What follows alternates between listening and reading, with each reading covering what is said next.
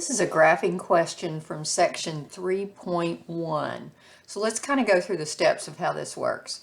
So if we click to enlarge the graph, and I'm going to move that down, see if I can get this down here. All right, so I've got that there.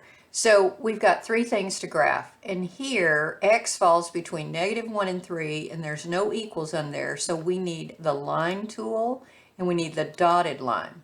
So we need a line at x equals -1. So I'm just going to go to -1 right there, click, but I want to get another point on that same line, click, and there we go, we got that line. Then I've got to go to 3. So I'll do the same thing, hit the line, hit the dotted, and I'll go to x is 3, and then I'll go up on that same line, click, and I've got that. And so we are good there. All right, now let's do the y. It's between -3 and 4, and it's a solid line. So we'll click there, and the solid line, and I'll go to y is -3 right there, click, and I'll move over and click another one on that line. You have to have 2 points on the line.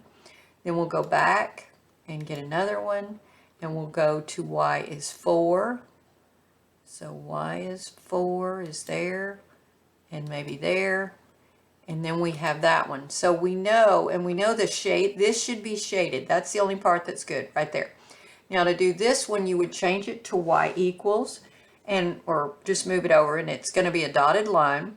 Y is less than -3x plus 7. So a line, dotted line, we'll go to the y-axis and put a dot at 7. That's the y-intercept. The slope is -3, so we're going to come down 3. 1, 2, 3, and over 1. So right there. Okay. And that is our line for that. Now, we have to check the shading for this one, this diagonal line.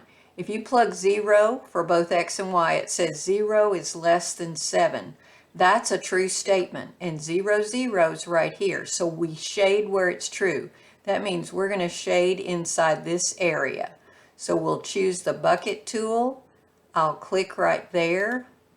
We've got that. I'm going to hit save. That should be my answer. I'm going to do my check. And we got a good job. All right, so that is how you do that. The last part of that question says, is it bounded or unbounded? Well, it is bounded because it's got boundaries on all sides. So that is how you do that one. Few steps to that.